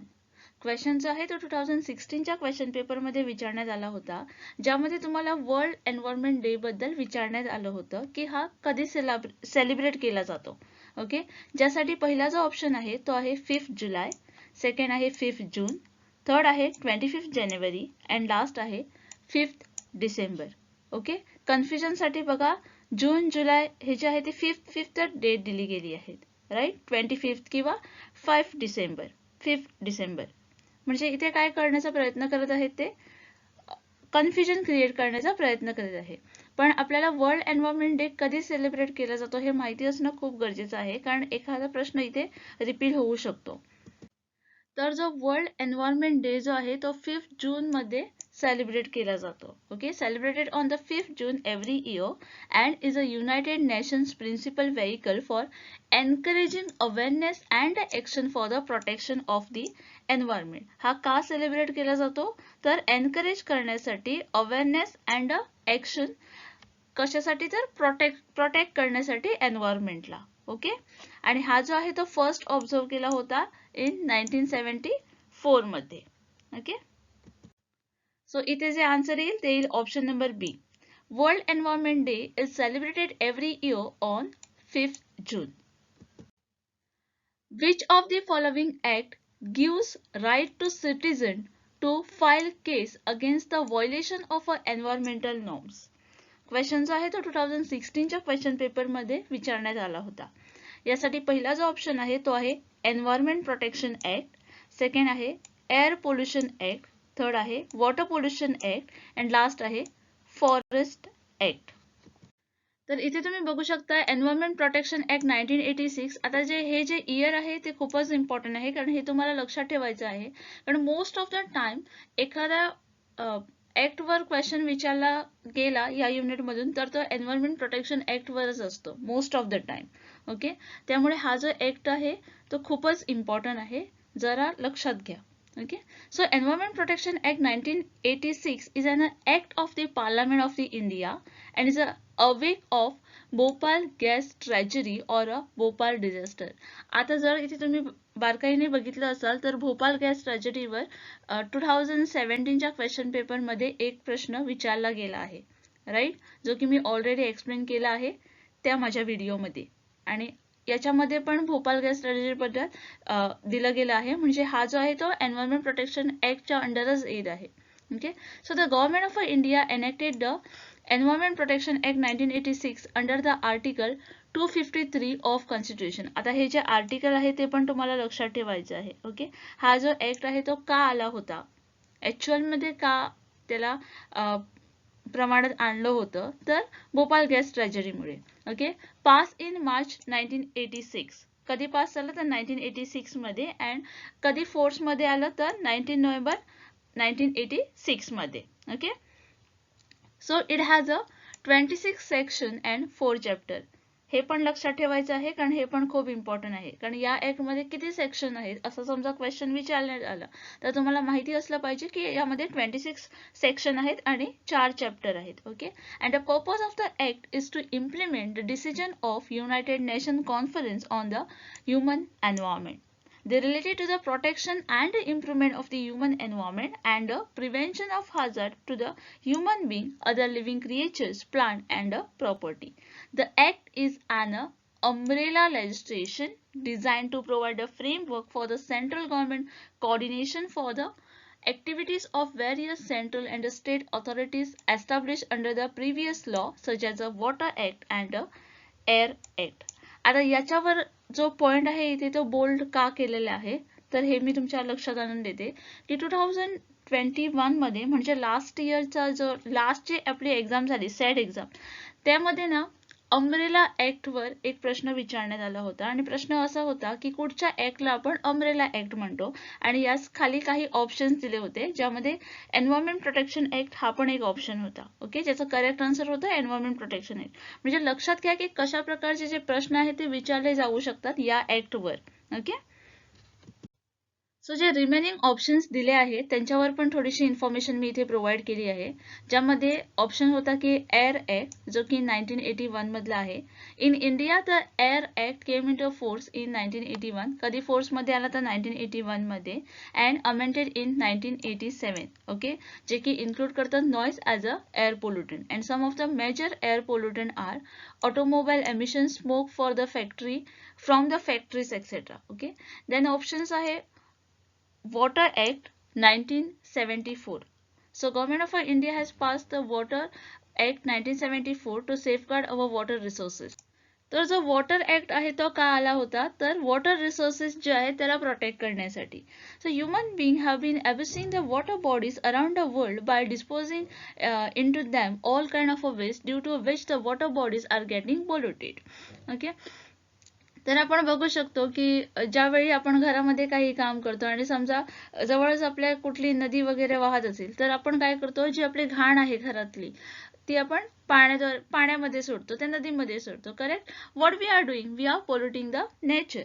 Correct, we are polluting the water and because of this act came into the existence so that they can protect this. Okay, whatever we are doing. So the main aim of an act is to maintain the cleanliness of water bodies. Last आहे Forest Act. Okay, it was enacted on 29 December 2006. कधी enact झाला तर 29 डिसेंबर 2006 मध्ये and फोर्समध्ये कधी आला तर 31 डिसेंबर 2007 मध्ये. Okay, so पूर्ण 1 वर्ष घेतलं फोर्समध्ये येण्यासाठी पण.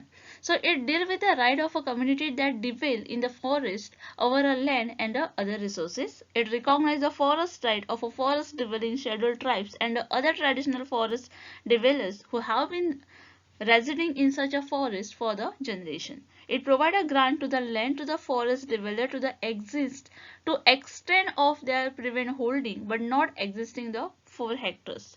So it provides that the people who have been living in the forest for at least the 25 years have a right over the forest land and what is grown on it. Okay. So इथे जे correct answer आहे ते आहे option number ए, environment protection act. Okay, बाकीचे जे राहिलेले जे act आहे त्याच्यावर पण मी इन्फॉर्मेशन प्रोव्हाइड केली आहे. आता तुम्हाला प्रश्न पडेल की याच्यावर इन्फॉर्मेशन का, कारण प्रश्न तर एन्व्हायरमेंट ऍक्टवर आहे ना. कारण क्वेश्चन सेम रिपीट होईल असं काही नसतं, कुठल्याही ऍक्टवर कुठलाही प्रश्न येऊ शकतो. त्यामुळेच मी ही जी इन्फॉर्मेशन आहे ती प्रोव्हाइड करत आहे. आणि प्लीज हे थिंग्स जे आहेत ना ते अंडरस्टँड करून घ्या. Okay, which of the following gases is largely responsible for global warming? Question जो आहे तो 2016च्या क्वेश्चन पेपरमध्ये विचारण्यात आला होता, ज्यामध्ये तुम्हाला काही ऑप्शन्स दिले होते, काही गॅसेसचे ऑप्शन्स दिले होते आणि विचारलं होतं यामधली कुठला जो ऑप्शन आहे जो की लार्जली रिस्पॉन्सिबल आहे फॉर ग्लोबल वॉर्मिंगसाठी. ओके, ज्यासाठी पहिला जो ऑप्शन आहे तो आहे सल्फर डायऑक्साईड, सेकंड आहे कार्बन डायऑक्साईड, थर्ड आहे क्लोरीन अँड लास्ट आहे अमोनिया. ओके, तर इथे तुम्ही बघू शकता ग्रीन हाऊस इफेक्ट बद्दल मी इन्फॉर्मेशन प्रोव्हाइड केली आहे, ज्यामध्ये green house effect is natural process, ज्यामध्ये असं म्हटलं आहे की जे ग्रीन हाऊस इफेक्ट आहे ती काय आहे, नॅचरल प्रोसेस आहे, ज्यामध्ये जो अर्थ सरफेस असतो त्याला वॉर्म होतो. Okay, so green house gases are mainly responsible for the global warming. When the sun energy reaches the earth atmosphere, some of it reflected back to the space and rest is observed and radiated by the greenhouse gases. That trapping the heat is known as a greenhouse effect.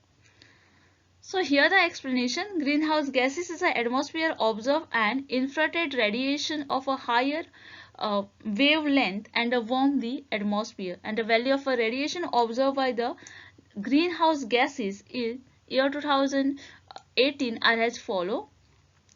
ही जी information आहे ती 2018 मधली आहे, जी की मी तुम्हाला provide केली आहे, ज्यामध्ये तुम्ही बघू शकता कुठल्या गॅसचं जे प्रमाण आहे ते काय आहे. ज्यामध्ये ओझोनचे जे प्रमाण आहे ते आहे 10.2%, देन मिथेनचं आहे 10%, कार्बन डायऑक्साईडचं आहे 81%, राईट, नायट्रो ऑक्साईडचं आहे 6% अँड फ्लोरिनेटेड गॅसचं आहे 3%.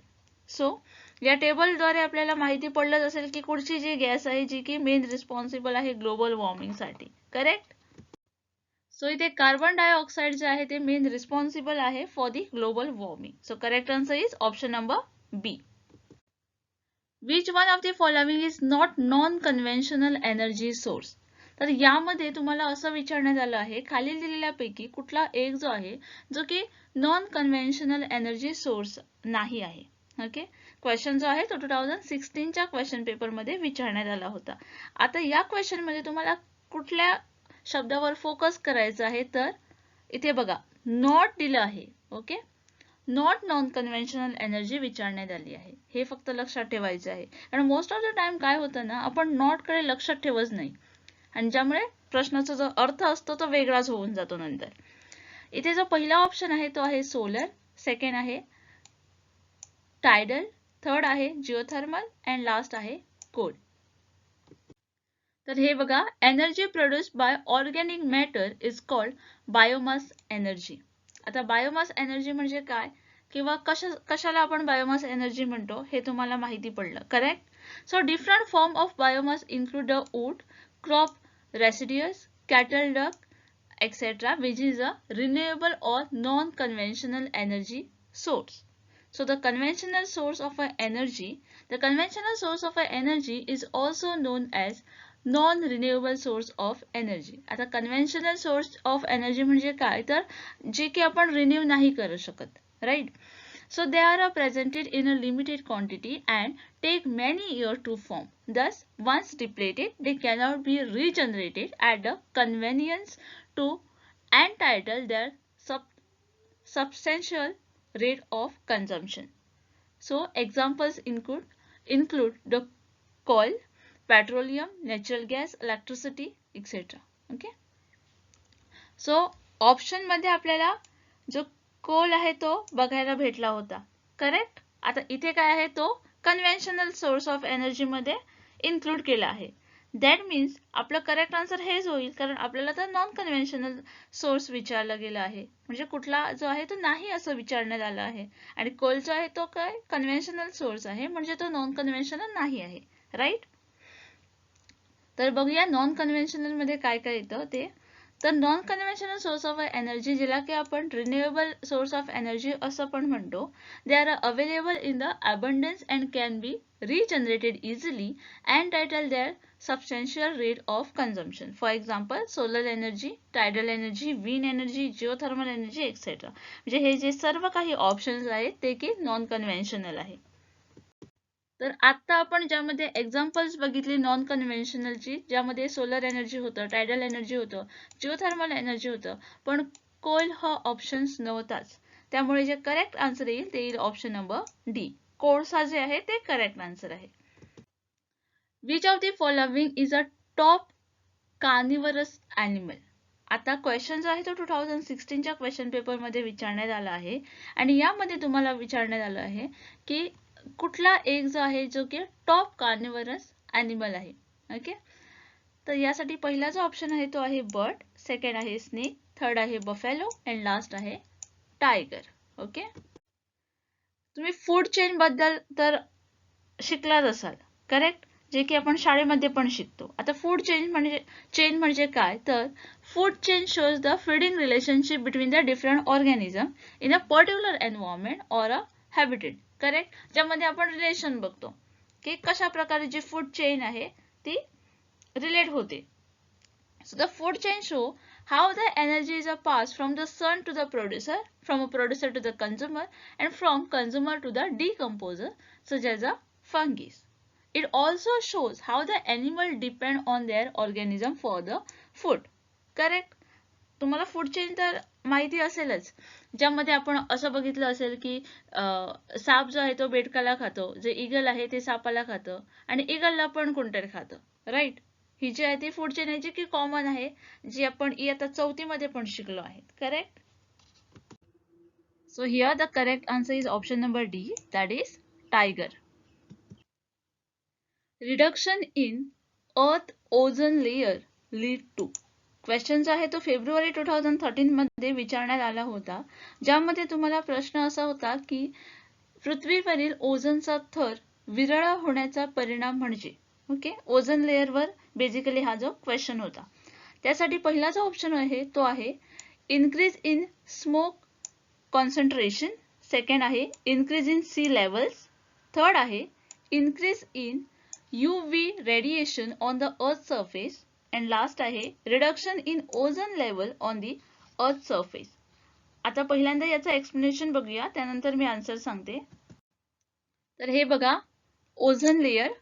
ओझोन लेयर म्हणजे काय किंवा हा कुठे भेटतो, तर ozone layer found in the upper part of the atmosphere. Upper part मध्ये भेटतो ॲटमॉस्फिअरच्या, which is called a stratosphere. Okay. The upper stratosphere consists of a considerable amount of ozone, which is also known as O3, which protects us from the harmful ultraviolet, that is UV radiation, okay, coming from the sun. Ozone layer काय करतो, तर ozone लेअरची जी responsibility आहे किंवा duty जी आहे ती आपल्याला protect करणं आहे from the sun ultraviolet. Okay. जे रेडिएशन आपल्याला सूर्यापासून येतं अर्थ पर्यंत, त्यापासून जो ओझोन लेअर जो आहे तो आपल्याला प्रोटेक्ट करतो.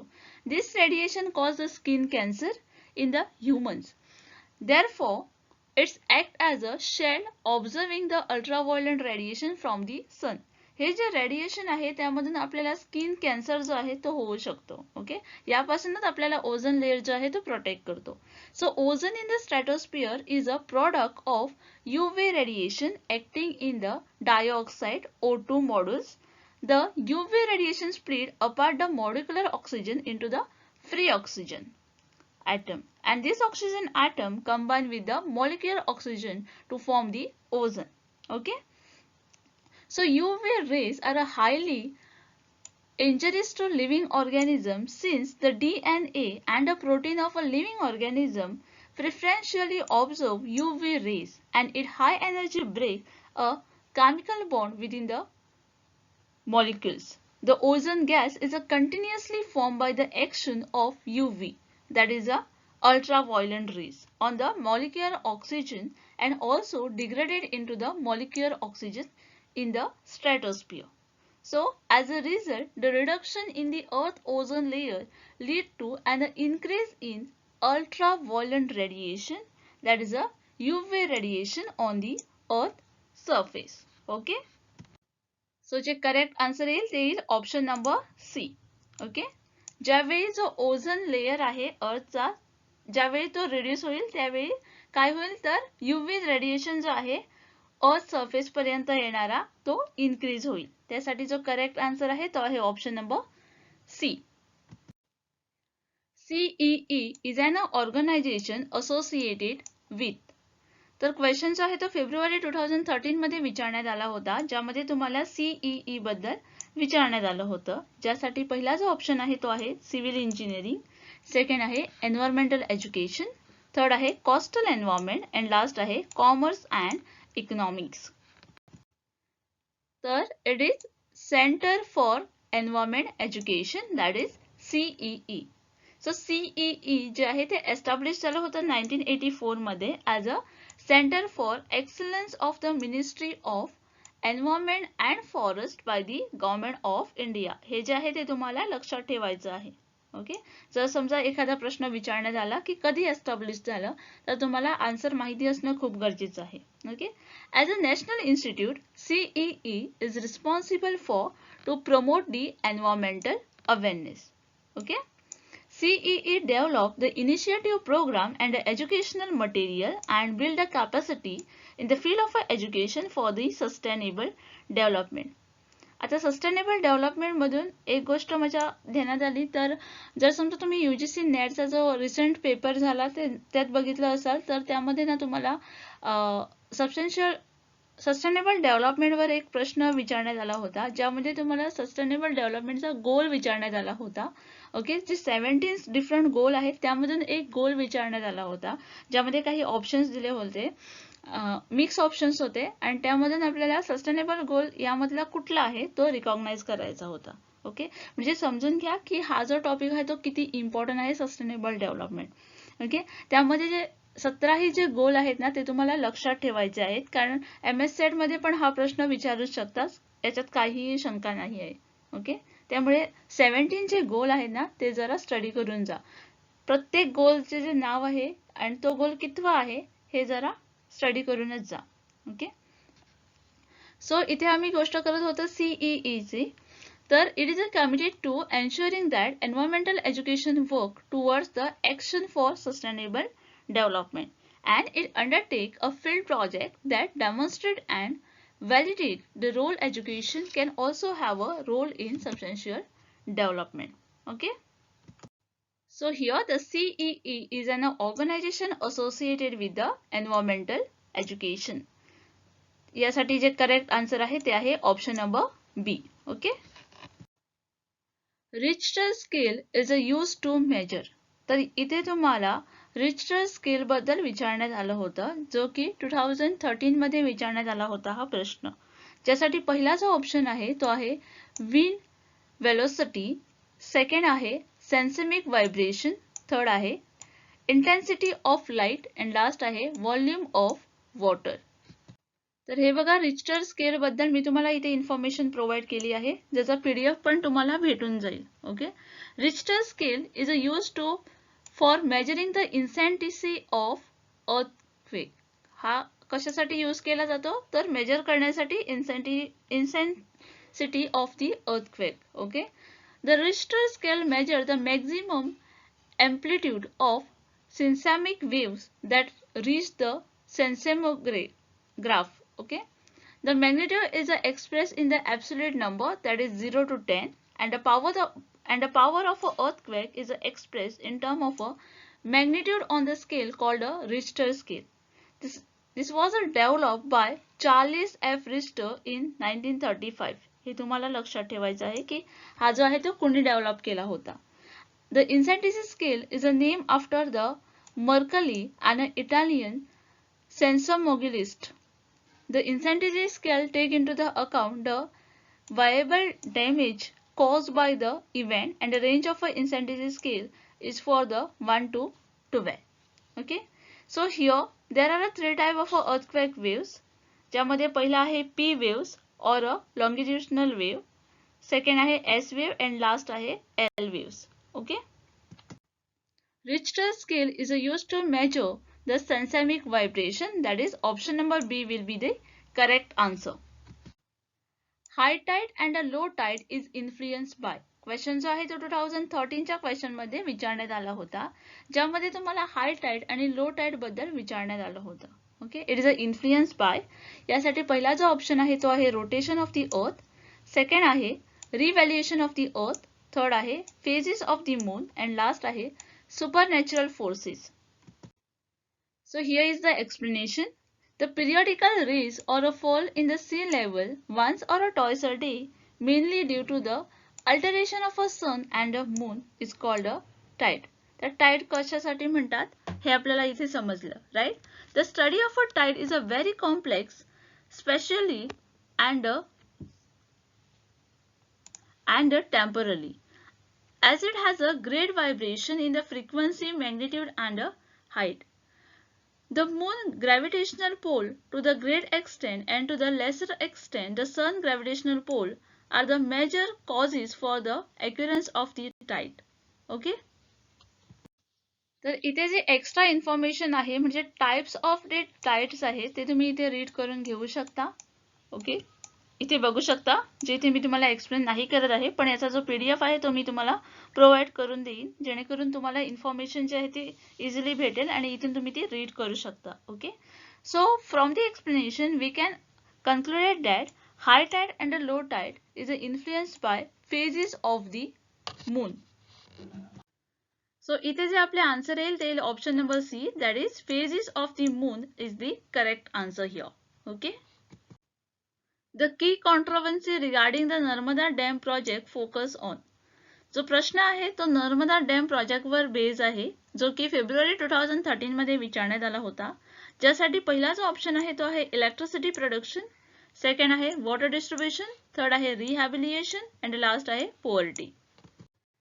तर हे बघा, Sardar Sarovar dam on the Narmada river is located in the village of Kevadia of the state of Gujarat. तर हा जो डॅम आहे त्याचं नाव काय आहे तर सरदार सरोवर डॅम. ओके, जो की लोकेटेड आहे इन दी गुजरात स्टेट.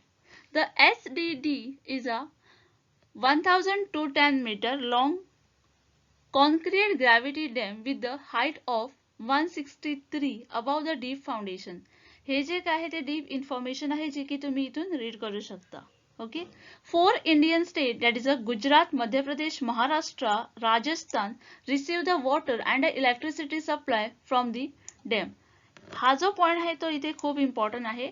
किंवा असं का बोलते मी, कारण जर समजा पेपरमध्ये तुम्हाला प्रश्न विचारण्यात आला की कुठच्या स्टेटमध्ये याचं जे वॉटर आहे ते रिसीव्ह होतं इलेक्ट्रिसिटी सप्लाय करण्यासाठी, तर ही जी स्टेट आहे ती तुम्हाला लक्षात ठेवायची आहे. ओके, ज्यामध्ये गुजरात, महाराष्ट्र, मध्य प्रदेश अँड राजस्थान इन्क्लुडेड आहे. Okay, Narmada dam controversy. The Narmada Bachao Andolan was led by the native tribe farmer, human activist and the environmentalist. It was a social movement against a number of dam projects over Narmada. आता ही जी आहे ती तुम्हाला extra information मी इथे provide केलेली आहे, जी की तुम्ही रीड करून घेऊ शकता. ओके, आपला जो प्रश्न आहे त्याचा इम्पॉर्टंट जो पॉइंट आहे तो हा पॉइंट आहे, जो की शेवटचा पॉइंट आहे. The Narmada tribunal aim to set up the 4 conditions regarding the resettlement and rehabilitation of those displaced by the dam. Okay, so rehabilitation is the key controversy regarding the Narmada project. हा जो आहे तो actual important आहे आपल्या आजच्या प्रश्नासाठी, कारण आपल्याला कॉन्ट्रोवर्सीवर प्रश्न विचारण्यात आला आहे. ओके, सो ऑप्शन सी जे आहे ते इथे करेक्ट आन्सर होईल. Okay. Which one of the following regions of India is known as biodiversity hotspot? Question जो आहे तो फेब्रुवारी 2013 मध्ये विचारण्यात आला होता, ज्यामध्ये तुम्हाला काही ऑप्शन्स दिले होते आणि विचारण्यात आलं होतं की यापैकी कुठला जो इंडियाचा रिजन आहे ज्याला की आपण बायोडायव्हर्सिटी हॉटस्पॉट असं बोलतो. त्यासाठी पहिला जो ऑप्शन आहे तो आहे ईस्टर्न घाट, सेकंड आहे थार डेझर्ट, थर्ड आहे डिकन प्लॅट्यू अँड लास्ट आहे वेस्टर्न घाट. आता याचं एक्सप्लेनेशन बघूया.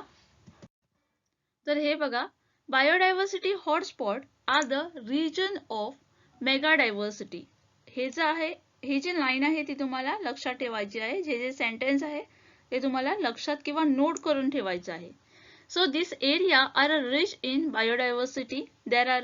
they reserve and endangered species. In India, 4 hotspots are present, namely Himalaya, Western Ghat, Indo-Burman region and Sundaland, which consist of a Nicobar group of islands. हे जे sentence आहे ते तुम्हाला इथे लक्षात ठेवायचं आहे. कुठची जी इंडियाचे 4 हॉटस्पॉट आहेत ते तुम्हाला माहिती असणं खूप गरजेचं आहे. कारण हा जो प्रश्न आहे त्यामध्ये तुम्हाला वेस्टर्न घाट हा ऑप्शन आहे, पण जर समजा वेस्टर्न घाट ऐवजी आणखी कुठलाही ऑप्शन्स आला तर तुम्हाला तो आन्सर करता आला पाहिजे. Okay. So on the other hand, the Aravalli Hills are present in the southwest direction starting from the North Indian region of Delhi, while Eastern Ghat are present in the eastern coast of India, and the Indo-Gangetic Plains, also known as Indus-Ganga Plains or the Indian River Plain, are the fertile plain expanding in the northern central part of India. Okay. तर इथे जे correct answer येईल ते काय येईल तर option number D, that is western Ghat. Okay. The air pollutant known as secondary in nature is. तर प्रश्न जो आहे तो एअर पोल्युटंट वर आहे. ओके. आणि जो प्रश्न आहे तो 2013 मध्ये विचारण्यात आला होता, ज्यासाठी पहिला जो ऑप्शन आहे तो आहे सल्फर डायऑक्साईड, सेकंड आहे अमोनिया, थर्ड आहे पेरॉक्सी एक्सेटाइल नायट्रेट अँड लास्ट आहे मिथेन. तर हे बघा, a pollutant is a physical agent that diversely affect the environment and it is a presence excess the desirable level. आपल्याला माहितच आहे की पोल्युटंट म्हणजे काय. ओके. जे की आपल्याला एन्व्हायरमेंटला अफेक्ट करतं negatively. Okay. So pollutant may emerge in a different form such as a solid waste, heat, radioactive waste or a gaseous pollutant like a carbon monoxide, sulfur dioxide, nitrogen oxide and so forth.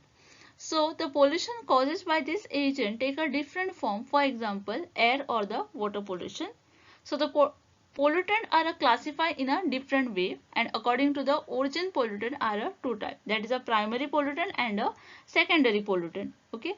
Primary pollutant म्हणजे काय तर they are directly emitted from the sources in the atmosphere in the harmful form, जे की directly affect करतात आपल्या एन्व्हायरमेंटला. Okay. सराउंडिंगला. आणि secondary pollutant म्हणजे काय तर हे बघा, these are divert from the primary pollutant due to the chemical or a photochemical reaction in the atmosphere. They become the hazardous after the reaction in the air. आता secondary pollution म्हणजे काय तर हे जे आहे ते डायरेक्टली अफेक्ट नाही करत. ज्यावेळी एखादा कुठलाही केमिकल जो आहे तो ज्यावेळी आपल्या जो फ्रेश एअर आहे त्यामध्ये ज्यावेळी मिक्स होईल आणि त्यानंतर जे रिएक्शन येईल आणि त्याच्यापासून जो पोल्युटंट क्रिएट होईल त्याला आपण सेकंडरी पोल्युटंट म्हणतो. ओके. तर यामध्ये आपण असं बघितलं होतं की जो थर्ड ऑप्शन होता peroxy acetyl nitrate, that is PAN, is the secondary pollutant since they form in the atmosphere after the emission of the primary pollutant. हा जो आहे तो काय आहे तर सेकंडरी पोल्युटंट आहे, जो की डायरेक्टली क्रिएट नाही होत. त्यासाठी जो प्रायमरी पोल्युटंट आहे त्याचं काहीतरी रिएक्शन होतं. ओके. आणि त्यानंतरच हा जो आहे तो फॉर्म होतो. सो त्यामुळे जे करेक्ट आन्सर येईल इथे ते येईल ऑप्शन नंबर सी.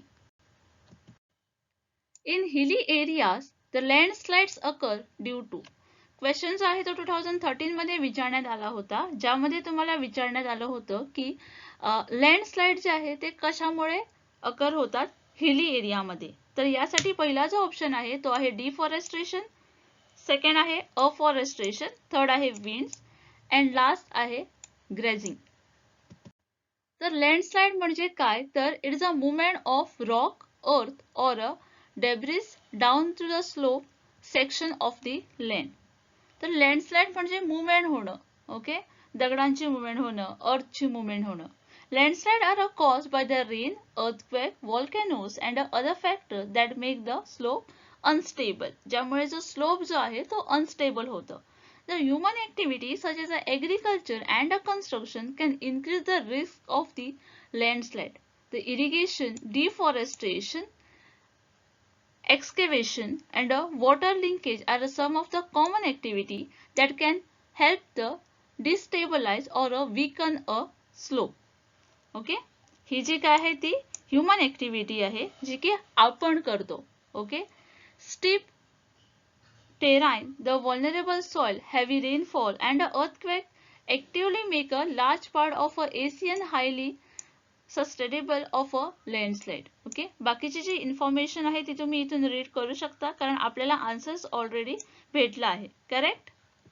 तर इथे जे करेक्ट आन्सर येईल ते येईल option number A, that is deforestation. In the hilly area landslide occur due to the deforestation. Fly ash is a produce in the factory during. जी फ्लाय ॲश जी आहे ती फॅक्टरीमध्ये प्रोड्यूस होते ड्युरिंग. हा जो क्वेश्चन आहे तो 2013 मध्ये विचारण्यात आला होता. ज्यासाठी पहिला जो ऑप्शन आहे तो आहे मॅन्युफॅक्चरिंग केमिकल फर्टिलायझर, सेकंड आहे रिफायनिंग ऑफ बायोक्साइड, थर्ड आहे स्मेल्टिंग स्टील अँड लास्ट आहे प्रोडक्शन ऑफ थर्मल पॉवर. तर हे बघा, जी फ्लाय ॲश आहे त्याला आपण पुलवेरिझेट फ्ल्यू ॲश असं पण बोलतो. And it is a coal composition product composed of a fine particle that are driven out of a boiler with the fluid gases in the thermal power plant. Okay, so it is a composed of teeny airborne particles and thus considered to be type of a particulate matter or a particles pollution. Okay, so we concluded that the fly ash is a environmental pollutant which is generated by the thermal power plants. Okay, so here some of the problems of fly ash are: transportation of fly ash is difficult since the lightweight particles tend to fly, causing the air pollutions. Okay, the weight of that teeny ash is so light, so because of that they easily air मध्ये mix up होतात. Okay, आणि त्यामुळे काय होतं, air pollution होतं. Second one is long inhalation causes the serious respiratory problem. त्यामुळे आपल्याला respiratory problem पण होऊ शकतो. Okay, affect the horticulture, agriculture and a forest field. Disposal of a sea, river or a pond damage aquatic life. Flash causes the siltation problems and it require of a huge land for making the ash pond or a dike. So it is a correct answer येईल ते येईल option number D. Fly ash is a produced in a factory during production of thermal power. Kyoto Protocol aim at. आता हा जो Kyoto Protocol हा जो सब topic आहे या युनिटमध्ये तो खूपच इम्पॉर्टंट असा टॉपिक आहे कारण या टॉपिकवर आपल्याला बरेच वेळी क्वेश्चन्स बघायला भेटतात. तर हा जो प्रश्न आहे तो 2013च्या क्वेश्चन पेपरमध्ये विचारण्यात आला होता, ज्यामध्ये ऑप्शन्स दिले होते containing emission of greenhouse gases, second होता stabilizing ozone cover, थर्ड होता reducing water pollution and last होता arresting divertification. ओके, तर हे बघा पहिलीच लाईन तुम्ही रीड करू शकता. याचे जे करेक्ट आन्सर आहे ते आहे containing emission of green house gases. पण आम्ही कोयोटो प्रोटोकॉल याच्याबद्दल पण थोडं जाणून घेऊया. तर it is a international agreement that aim to manage and reduce the carbon dioxide emission and greenhouse gases. इथे तुम्हाला लक्षात ठेवायचं आहे की हा जो कोयोटो प्रोटोकॉल आहे ते काय आहे, इंटरनॅशनल अग्रीमेंट आहे आणि त्याचे आपल्याला एम पण लक्षात ठेवायचे आहे. Okay, Kyoto protocol is an agreement under the United Nation framework convention on the climate change adopted in December 1997. हे पण इयर तुमच्या लक्षात असणं खूप गरजेचं आहे कारण एखाद्या वेळेस इयर पण आपल्याला विचारलं जाऊ शकतं. And it is a legally binding treaty to reduce the greenhouse gas emission. Okay, so हे जे काही पॉईंट आहेत ना ते खूपच इम्पॉर्टंट आहेत. बाकीचे जे पॉईंट इथे मी तुम्हाला दिले आहेत ते तुम्ही रीड करून एकदा घेऊ शकता. ओके, सो इथे जे करेक्ट आन्सर येईल ते येईल option number A, Kyoto protocol aim at containing emission of green house gases. The major cause of waterborne diseases in India is. हा पण जो प्रश्न आहे ना तो रिपीट होत आहे, कारण याच्यावर पण तुम्हाला वॉटरबोर्न डिसीजेस जे आहेत ते विचारले जातात most of the time. So हा पण जरा लक्ष देऊ नये का. तर प्रश्न जो आहे तो 2013 मध्ये विचारण्यात आला होता, ज्यासाठी पहिला जो ऑप्शन आहे तो आहे हार्डनेस ऑफ वॉटर, सेकंड आहे स्कॅसिटी ऑफ वॉटर, थर्ड आहे pollution of water and last आहे सॅलिन वॉटर. तर हे बघा, waterborne diseases are ones caused by a pathogenic microbe spread by contaminate water that is a pollutant water. तर आपल्याला लक्षात ठेवायचं आहे ते वॉटरबोर्न डिसीजेस जे आहे ते कशामुळे होतात, तर पोल्युटेंट वॉटरमुळे. Okay, transmission of this pathogens occurs while using the infected water for a drinking, food preparation or washing cloth among others. Okay, ज्यावेळी आपण पोल्युटेड जे पाणी आहे ते प्यायला किंवा एखादा कुठलाही पदार्थ करण्यासाठी वापरतो किंवा कपडे धुण्यासाठी वापरतो किंवा कुठच्याही कामासाठी आपण ज्यावेळी हे पोल्युटेड वॉटर यूज करतो त्यावेळी आपल्याला हे डिसीजेस जे आहेत वॉटरबोर्न डिसीजेस ते होण्याची शक्यता असते. The majority of waterborne diseases worldwide mainly affected children due to the poor hygiene and a weak immunity. आता मोस्ट ऑफ द जे वॉटरबोर्न डिसीजेस आहेत ते कोणाला होतात, तर लहान मुलांना होतात, कारण त्यांची जी हायजीन असते ती पुअर असते आणि वीक इम्युनिटी असते. Okay, and most of this diseases are life threatening. Hence the major cause of waterborne diseases in India is the pollution of the water. तर ही स्लाइड मी इथे का घातली आहे, तर मोस्ट ऑफ द टाइम असं पण होतं एक्झामला की काही तुम्हाला ऑप्शन्स दिले जातात ज्यामध्ये तुम्हाला वॉटरबोर्न डिसीजेसची नावं दिली जातात आणि तुम्हाला ओळखायला सांगतात यामध्ये ती कुठली आहे वॉटरबोर्न डिसीजेस. ओके, त्यामुळे ही जी स्लाइड आहे ती मी तुम्हाला प्रोव्हाइड करत आहे जेणेकरून तुम्हाला माहिती पडेल की कॉमन जे वॉटर रिलेटेड डिसीज आहेत ते कुठले आहेत जे इंडियामध्ये होतात. ओके, त्यासाठी ही स्लाइड जी आहे ती तुम्ही रीड करून एकदा घेऊ शकता. इथे जे करेक्ट आन्सर येईल ते येईल option number C, that is pollution of water.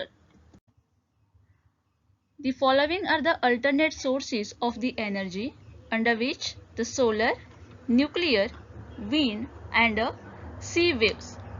Okay, question आहे 2013 चा, ज्यामध्ये तुम्हाला अल्टरनेट सोर्सेस विचारण्यात आले होते एनर्जीचे आणि त्यासाठी काही ऑप्शन्स पण दिले होते. ओके, आणि त्यासाठी कोड पण दिले होते आणि त्यातनं तुम्हाला जो करेक्ट कोड आहे तो इथे सिलेक्ट करायचा होता. ओके, तर हे बघा, अल्टरनेटिव्ह सोर्स ऑफ एनर्जी.